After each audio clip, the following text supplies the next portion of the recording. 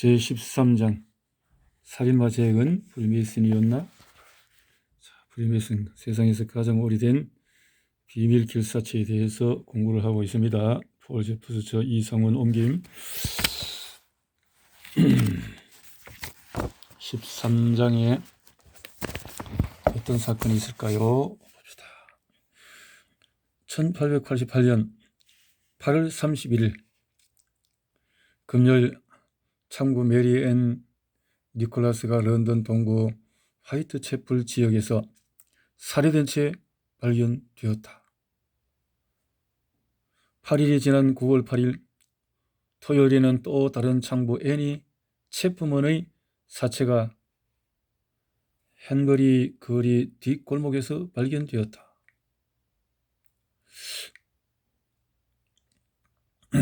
9월 30일 일요일에는 엘리자베스 스트라이드와 캐서린 에도우즈가 각각 버너 거리와 마이트 광장 근처에서 살해되었다. 연쇄 살인이 계속되는 거죠. 채 부모는 자궁이 도려진 상태였고 에도우즈는 자궁과 왼쪽 신장이 잘려나가 있었다. 그 다음 주 금요일에는 도셋 거리의 하숙집에서 메리 켈리가 침대에 숨진 채 발견되었다.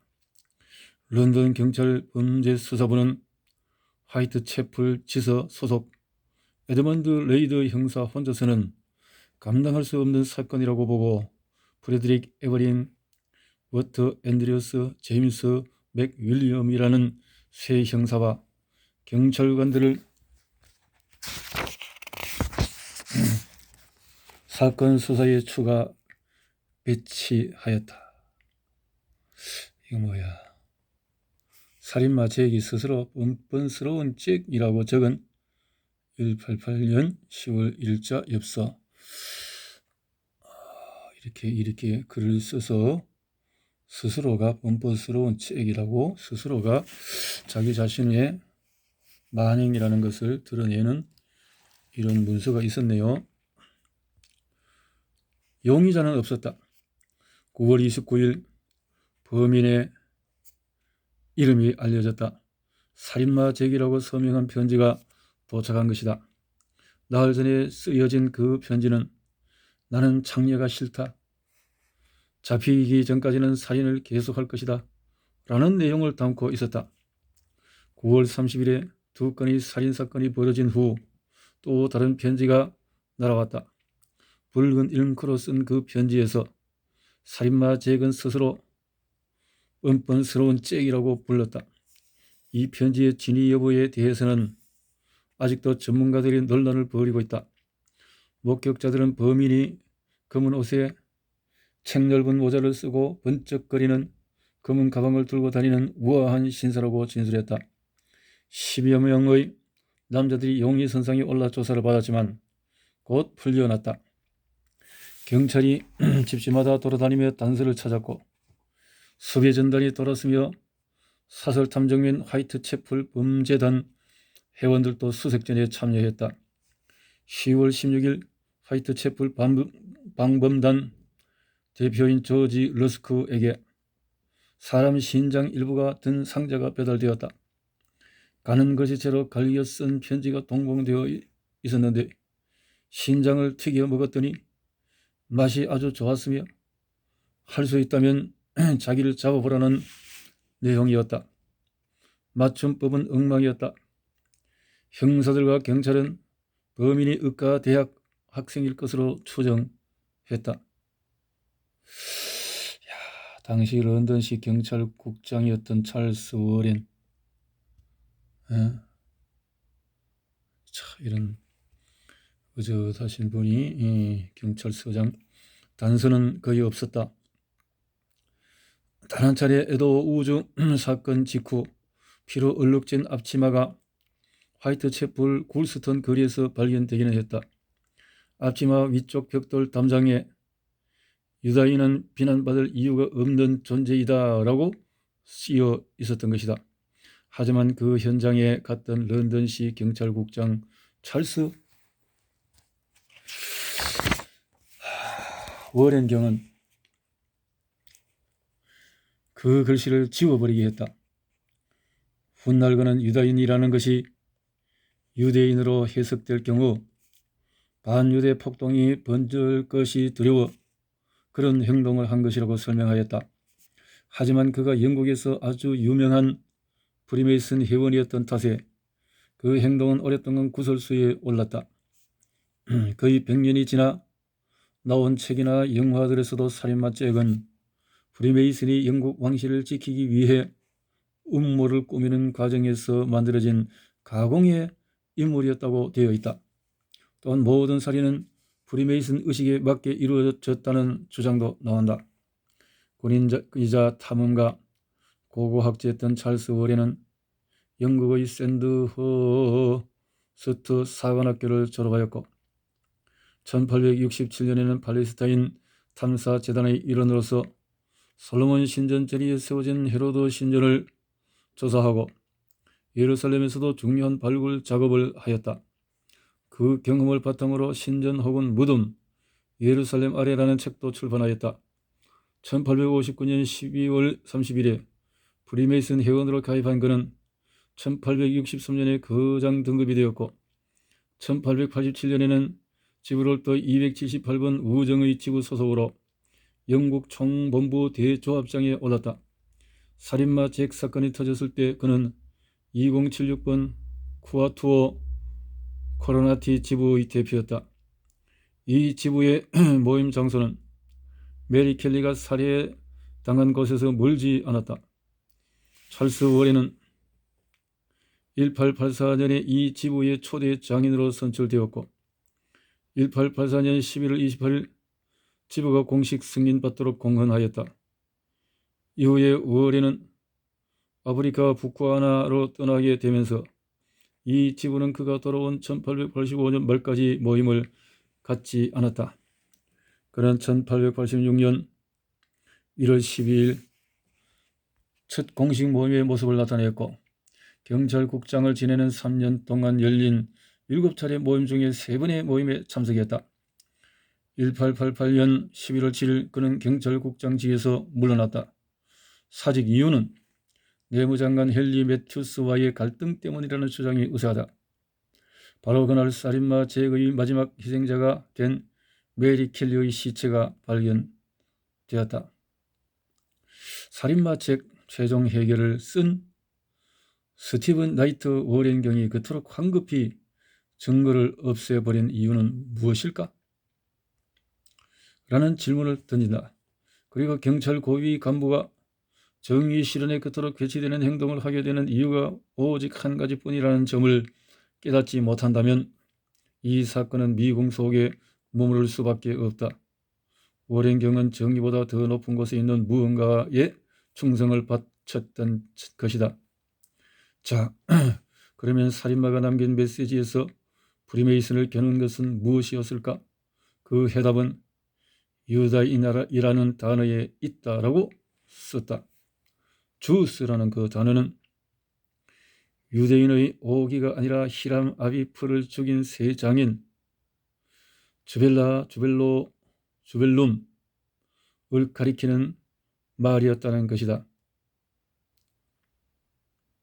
또한 이는 연쇄살인이 프리메이슨의 소행임을 보여준다고도 하였다.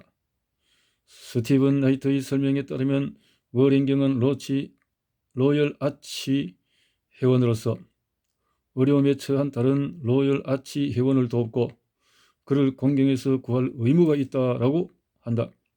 그가 저지른 일이 옳든 그러든 살인이든 반역이든 간에 말이다. 수사 도중 용의자로 떠오른 사람 중에는 화이트 채플에 사는 폴란드 출신의 가난한 유대인 코스민스키, 31세의 법률가이자 교사였던 몬테규 존 드루이트, 그는 1888년 12월에 자살했다. 뭘까요? 이 사람은 누굴까? 1890년 엘버트 왕자 사건은 살인마 잭과 프리메이슨의 관계에 대해 숱한 의혹을 낳았다.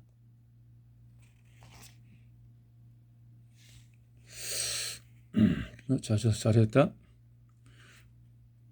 러시아 태생의 절도 범이자 사기꾼인 마이클 오스트로그, 56세의 미국인 퀘이커 교도로 의사인 프랜시스 텀블티, 56세의 미국 의사로 1888년 12월에 외설죄로 체포되었고 그달 말에 영국을 떠났다가 있었다. 이 중 앞으 3명은 런던 시경의 부서장급으로 1889년 6월부터 범죄수사국 부국장이 된 멜빌 맥너튼 경이 지목한 이들이었다. 그가 1894년 2월 23일에 작성한 보고서를 보면 범죄수사국의 로버트 앤더슨 국장과 도널드 스완슨 담당 수사관은 코스민스키를 유력한 용의자로 본다는 언급이 있다. 멜빌 맥너튼 자신은 트루이트가 가장 수상하다고 여겼다. 세 번째 용의자 오스트로그가 언급된 이유는 알려져 있지 않다. 네 번째 용의자인 텀블티는 1888년 범죄수사국장을 영입했던 존 조지 리틀 차일드가 심정적으로 지목한 인물이었다. 하지만 그 중에 누구도 범인으로 밝혀지지 않았다. 연쇄살인사건 이후 근 한 세기가 지나 작가 스티븐 나이트는 자신이 사건을 해결했다고 주장했다. 이야기는 빅토리아 여왕의 손자인 24세 엘버트 왕자가 글도 모르는 정원 출신의 가톨릭교도 애니 크룩이라는 여자와 남몰래 결혼해 아이를 낳았다는 데서 시작한다. 왕자의 친구는 유모를 고용했고 유모는 비밀리에 태어난 왕손을 돌보게 되었다. 하지만 당시 영국은 정치적 격변기를 겪는 중이었고 왕위 계승 서열 2위인 왕자가 하류청의 무식한 가톨릭 교도와 결혼해 자식까지 두었다는 사실이 알려졌다가는 자칫 왕실 자체가 붕괴될 수도 있었다. 그렇게 되면 고위층에 있는 프리메이슨 회원들도 지위와 권세를 잃을 판이었다. 얼마 후에 창부가 되어버린 유모는 다른 창부 3명에게 엘버트 왕자와 그 자식에 대한 비밀을 털어놓았다. 창부들은 사실을 만천하에 폭로하겠다며 위협을 가하기 시작했고 총리와 여왕은 왕실의 주치의에게 문제 해결을 명령했다. 프리메이슨 회원이었던 윌리엄 걸은 창부들을 죽이기로 하고 형제들을 불러 도움을 청했다. 서로를 보호한다는 형제의 애의 서약에 묶인 관계였으므로 충분히 믿을 수 있었던 것이다. 윌리엄 걸은 왕자의 비밀을 아는 창부들의 이름을 확인해 이들을 한 명씩 불러내 살해하고 프리메이슨 의식에 따라서 사체를 훼손한 후 버렸다고 한다. 스티븐 나이트의 이러한 주장은 비밀 결혼을 지켜본 엘버트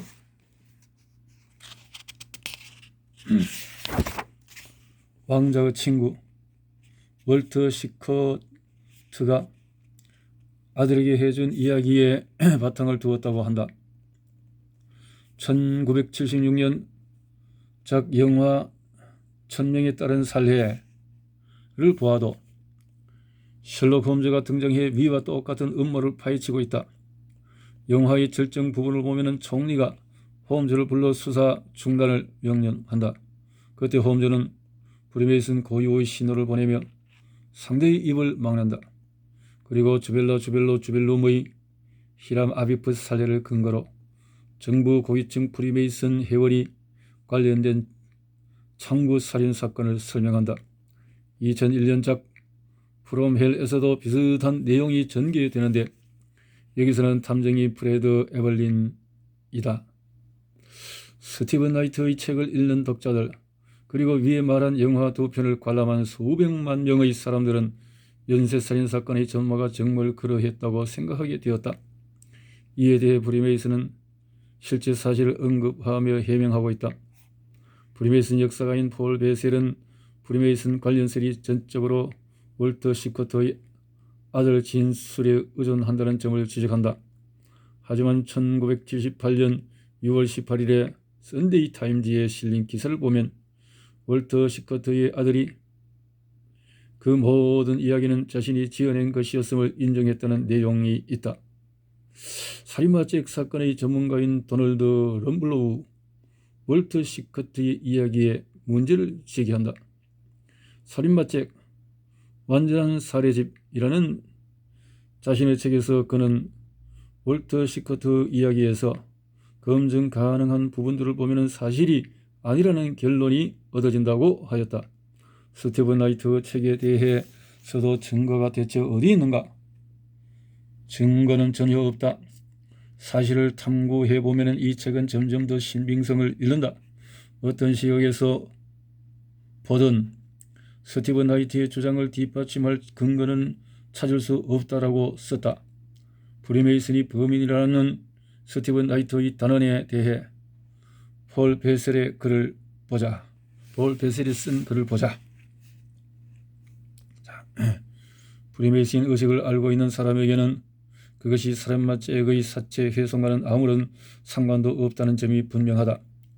유사하다는 주장은 그저 부정확한 오해일 뿐이다. 스티븐 나이트는 심장을 꺼내 왼쪽 어깨 너머로 던지는 프리메이슨의 형벌, 이는 순수하게 상징적인 행동이다를 언급한다. 하지만 살인마죄의 희생자들의 오른쪽 어깨 위에 놓은 것은 심장이 아닌 장이었다. 이어 베셀은 담장 위에 쓰여있던 단어 주스에 대해서도 설명한다. 그런 단어는 프리메이슨의 의식에서 한 번도 사용된 바 없다. 또한 히람 아비프를 살해한 세 악한의 이야기는 살인마죄의 살인사건이 일어나기 이미 70년 전부터 영국 프리메이슨 의식에서 사라진 부분이다. 살인 현장에서 그 단어를 지운 것은 무고한 사람들을 대상으로 한 반유대 폭동을 막기 위한 현명한 조치였다고 판단된다. 안 그래도 일부에서는 유대인 이민자들을 의심하는 목소리를 내기 시작하는 상황이었기 때문이다. 더욱이 엘버트 왕자의 소생이라고 하는 여자아이가 스티븐 나이트의 주장대로 1885년 4월 18일 생이라면 그 아이는 왕자가 독일에 있을 동안 임신된 셈이다. 또한 왕자와 애니 크룩은 1888년 시커트가 소유한 스튜디오에서 만났다고 되어 있는데 이는 불가능한 일이다. 그 건물은 1886년에 해체되었고 다음 해 그곳에 병원이 지어졌기 때문이다. 또한 살인마죄 사건에서 핵심 인물로 언급된 윌리엄 걸은 당시 이미 72세의 고령이었고 심장발적으로 고생하는 상황이었다. 설사 그런 상태의 그가 상대적으로 젊고 힘센 창구 5명을 죽이고 그 사체의 장기를 꺼냈다 해도 살인마죄를 찾기 위해 이목을 곤두세우고 있는 런던 시민들이 전혀 모르게 이를 해치우기란 실질적으로 불가능했다는 것이 베셀의 의견이다. 마지막으로 당시와 현재의 영국 법에 따르면 왕조의 결혼은 군주가 얼마든지 취소할 수가 있고 또한 가톨릭 교도와 결혼한 왕족은 왕위를 계승할 수 없다. 따라서 엘버트 왕자의 결혼 이야기가 사실이라 해도 살인이 필요할 이유는 전혀 없었던 셈이다. 또한 살인마죄 사건 전문가들에 따르면 애니 크룩은 애당초 가톨릭 교도도 아니었다고 한다. 스티븐 나이트 이야기는 영국 국민들이 엘버트 왕자와 관련된 추문에 격분하여 왕실 및 영국 지도층에 대한 저항운동까지 일으키게 되리라는 가정에 바탕을 둔다. 베셀은 경찰 수사 실패는 그런 살인사건을 제대로 다뤄보지 못한 경험 부족 탓이다. 또한 경찰과 정부의 대처가 미숙한 부분도 있었다. 살인마 죄악을 잡지 못한 것은 프리메이슨의 음모라기보다는 이러한 미숙한 대처 때문으로 보인다라고 썼다. 2003년 범죄소설 작가인 패트리셔 콘월은 살인자의 초상 살인마 죄악의 실체라는 책에서 범인은 다름 아닌 월터 시커트라는 주장을 펼치기도 했다. 브리메이슨이 연쇄살인과 관련되었다는 주장이 아직까지도 제기되는 것은 지부에 닫힌 문 안쪽에 대한 의혹 때문으로 보인다. 이야, 또 이런 사건이 있었군요.